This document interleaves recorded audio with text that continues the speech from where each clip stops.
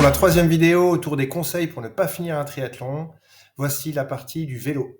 Conseil numéro 52, ce n'est pas l'habit qui fait le moine. Donc ressortez le vieux vélo de votre grand-père, ça suffira largement. Conseil numéro 53, la taille de votre vélo n'a aucune importance. Pourvu que vous arriviez à toucher les pédales, c'est suffisant. Conseil numéro 54, le confort de votre selle n'a aucune importance non plus. De toute façon, en 180 km, il n'y a aucune raison que vous ayez mal. Conseil numéro 55, achetez le beau vélo de vos rêves, mais ne l'utilisez pas. Laissez-le dans votre salon pour que tout le monde le voie.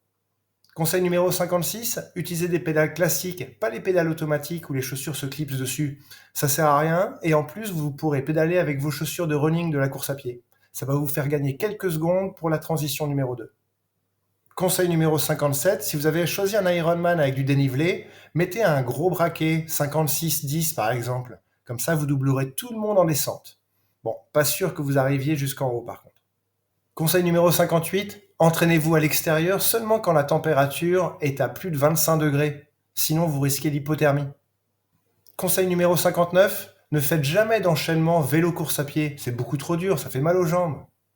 Conseil numéro 60, essayez d'être le plus léger possible sur le vélo. Donc, enlevez tout ce qui est futile et qui ne sert à rien. Par exemple, les barres de céréales, les gels, les bidons, la pompe, les chambres à air, tout ça, vous pouvez enlever. Conseil numéro 61, si vous êtes trop frileux pour aller dehors quand il fait froid, surtout n'achetez pas de home trainer, ça sert à rien.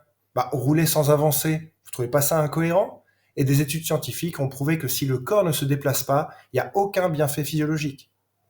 Conseil numéro 62, en hiver, ne variez surtout pas vos pratiques. Ne faites pas de VTT, de run and bike ou de ski de fond. Si c'est pas du vélo de route, ça sert à rien. Conseil numéro 63, quel que soit l'Ironman que vous souhaitez faire, ne reconnaissez pas le parcours. N'allez même pas voir sur internet le profil. Comme ça, la surprise du dénivelé rompra la monotonie des 180 km. Conseil numéro 64, avant un Ironman, ne nettoyez pas votre vélo. Ne changez pas les patates de frein, ne changez pas les pneus, ne faites pas une révision. Ne vous inquiétez pas, rappelez-vous, tout va bien se passer.